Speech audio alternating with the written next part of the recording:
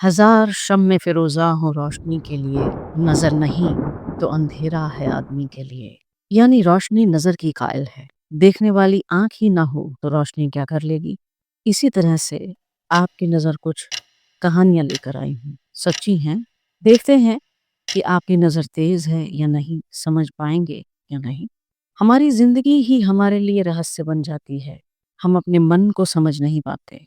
बहुत बार तो ऐसा होता है कि हमारा मन इशारा कर देता है और दिमाग उस बात को नकार देता है।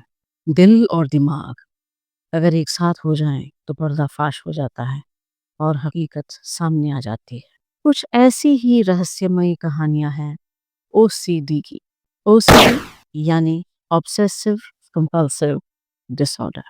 तो कहानी कुछ यूं है। मुझे ओसीडी हो गया है। मैं बिल्कुल ठीक ठाक थी। मुझे तो कभी डर भी नहीं लगा। मैंने तो बहुत मेहनत की है हमेशा। 10वीं क्लास से ही पैसे कमाने शुरू कर दिए थे। पिताजी काम नहीं कर सकते थे और बीमार रहते थे। फिर मेरी शादी की बात हुई तो शर्त ये रखी कि जो दहेज नहीं लेगा उसी से शादी कर लूंगी। लोग, रिश्तेदार मुझे बहुत सुंदर मानते थे, पर मुझे कभी लगा ही नहीं, क्योंकि मेरा सारा दिन काम में गुजरता था। टाइम नहीं था खुद को निहारने का, सजने संवरने का। तो मेरे पति किसी को पसंद नहीं आए, ना शक्ल से ना ही खानदान से। चलो, कोई बात नहीं। मेरी सास शुरू में तो मुझे धार्मिक लगी, बाद में समझ आया कि वो सब टूना टोटका और अंधविश्वास से घिरी हुई हैं। फिर पता चला कि पति ये मानते हैं कि उनकी माँ एक सिद्ध है और बहुत ही समझदार औरत है। मेरी सास मुझे अजीब निगाहों से देखती रहती, पर मेरे पास टाइम नहीं होता था ज़्यादा सोचने का, क्योंकि मैं स्कूल टीचर थी और घर के बहुत से काम मेरे ज़िम्मे थे। सब कुछ ठीक चल रहा था, लेकिन कुछ दिनों बाद मेरे सारे काम बिगड़ने लगे।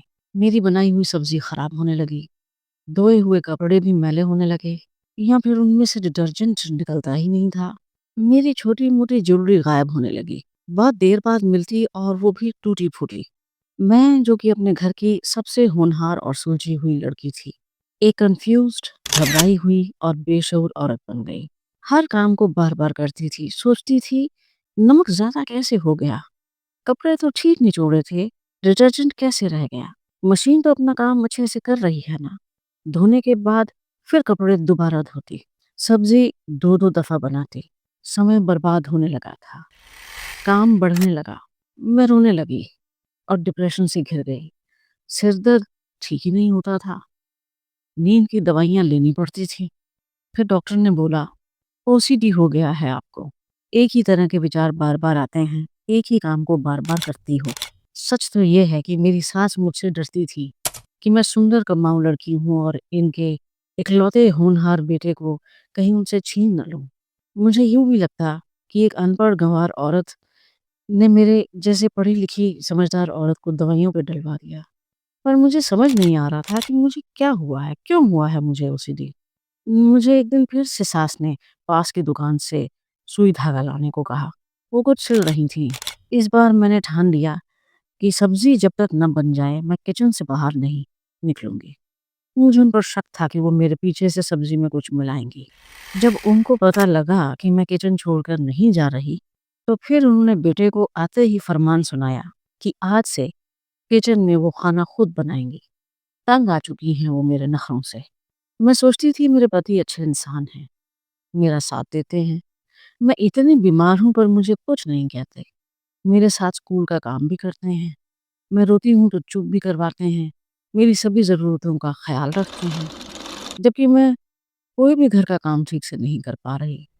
एक दिन मुझे पता चला कि मेरे अकाउंट में 4 लाख से सिर्फ 70,000 रह गए।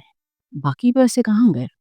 पति से पूछा तो पता चला कि मेरी तबीयत खराब रहती थी, तो मेरे लिए कार जो ली गई है और हमारे बेडरूम के साथ जो अटैच्ड बाथरूम बनवाया गया है और जो नया लकड़ी का काम घर में करवाया गया है, सब पैसा उसी में लगा है। फिर मैंने अपने पति से उनके खुद के अकाउंट की पासबुक मांगी कि मुझे भी तो दिखाओ, तुमने कितना डाला है इन सब खर्चों में अपना पैसा। तो वो मुझसे लड़ पड़े। मैंने शायद उन्हें हर्ट कर दिया। मुझे कुछ समझ नहीं आ रहा था। तभी मैंने कपड़े उठाए और उन्हें धोने चली गई। धोते-धोते थक कर निढाल हो गई। फिर मेरे पति ने मेरे लिए चाय बनाई, फिर हम दोनों ने मिल के चाय पी, लड़ाई सुलझा ली। वो बहुत जल्दी मुझे माफ़ कर देते हैं और मैं ये सोच रही हूँ कि मुझे ओसीडी कैसे हो गया? क्यों मैं 6-7 कपड़ों को ढाई घंटे तक धोती रहती हूँ? मुझे कुछ समझ नहीं आ रहा था। क्या आपको समझ में आया?